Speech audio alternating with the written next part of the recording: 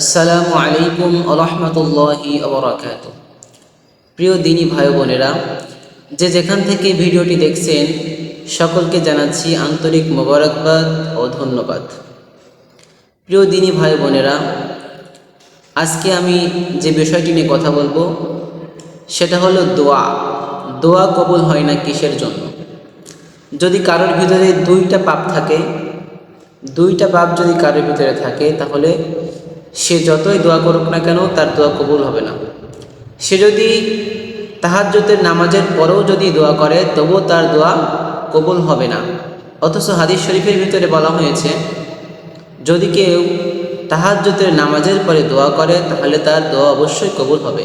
কারণ ওই সময় আল্লাহ রাব্বুল আলামিন প্রথম আসমানে চলে আসেন এবং সেখানে এসে আল্লাহ রাব্বুল আলামিন তার বান্দাদেরকে ডাকতে থাকেন, ওহে বান্দা ওঠো, নামাজ আদায় করো, তোমাদের কার কী সমস্যা আমাকে বলো, আমি সকল সমস্যা সমাধান করে দেব।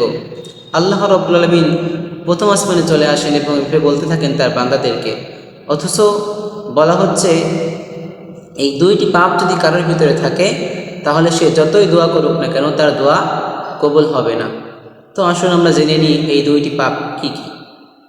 এক নম্বর পাপ হলো অন্যের সম্পদ মাল অন্যায়ভাবে আত্মসাৎ করা।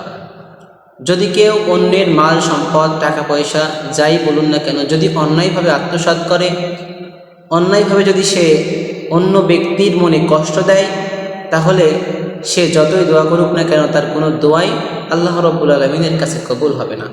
কারণ তিনি বান্দার হককে নষ্ট করেছেন।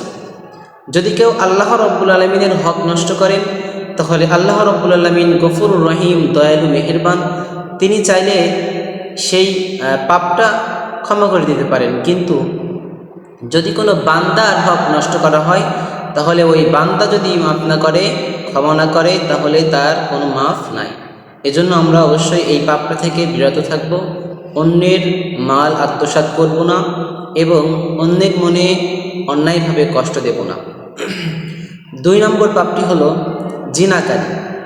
যদি কেউ জিনাকারী হয়, জিনা করে, তাহলে আল্লাহ রাব্বুল আলামিনের কাছে সে যদি কোনো দোয়া করে তাহলে তার দোয়াটি কবুল হবে না। এজন্য তাহলে আমরা জানতে পারলাম দুইটি পাপ করলে সে যতই দোয়া করুক না কেন, যদি তাহাজ্জুদের নামাজের পরেও দোয়া করে তবু তার দোয়া কবুল হবে না।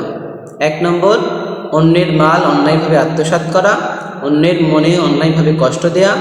দুই নম্বর জিনা করা। আল্লাহ রাব্বুল আলামিন আমাদের সকলকে এই দুইটি পাপ থেকে হেফাজত করেন। আজ এই পর্যন্তই। সকলে দোয়া করবেন। আসসালামু আলাইকুম ওয়া রাহমাতুল্লাহি ওয়া বারাকাতুহু।